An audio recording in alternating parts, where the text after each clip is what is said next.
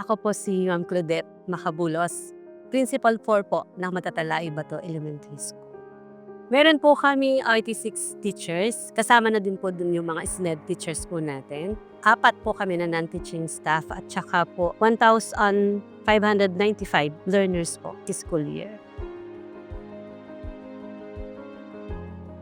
Actually, kai-start lang po ng SNED this school year. Kalilipat ko lang po ng January, pero yung ating pong advocacy sa SNED, meron din po kasing tama sa akin dahil bilang principal po, lagi ko pong ini-instruct ang mga teachers na mas dig deeper po doon sa bawat sitwasyon ng mga bata. For example, hindi makabasa ang bata. Hindi ibig sabihin po nun ay automatically ay iaano na siya na non-reader. Mas malalim pa po pala. Bakit hindi siya makabasa at the age of 8 na supposedly grade 2 pupils, and then nagkaroon po ng pagkakataon ng DepEd Tarlac City po ay nabigyan ng funds ang mga eskwelahan na natag ang mga batang katulad ng mga sa SNED.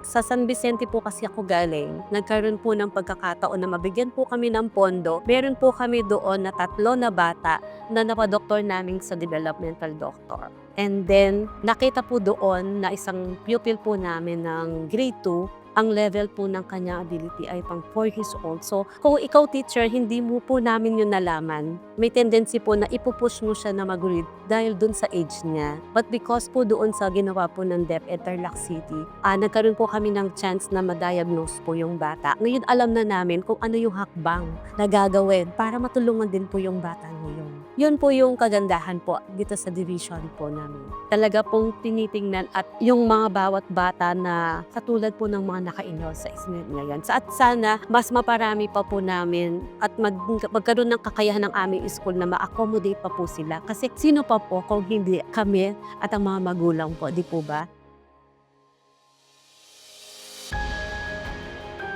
Actually, ang nag-i-start na po yung aming division na padala. Napapadala po kami unti-unti sa training sa region po. 5 days po yun. Kasama po namin yung ibang mga teachers para kami din po ma-orient. Kasi po without po us na knowing yung lahat po ng pasikot-sikot, hindi po kami makakapagbigay po ng mga information. At talagang mai-adapt po namin at mahalin yung SNED, di po ba? So, thankful po kami through kay Ma'am Lala Perez. Siya po kasi yung supervisor. Talagang ginagawa niya po yung mga paraan para po mas lalong maging aware ang lahat ng mga school heads na kagaya ko na ito yung importansya na lahat ng mga ganitong bata ay kailangan i-accommodate.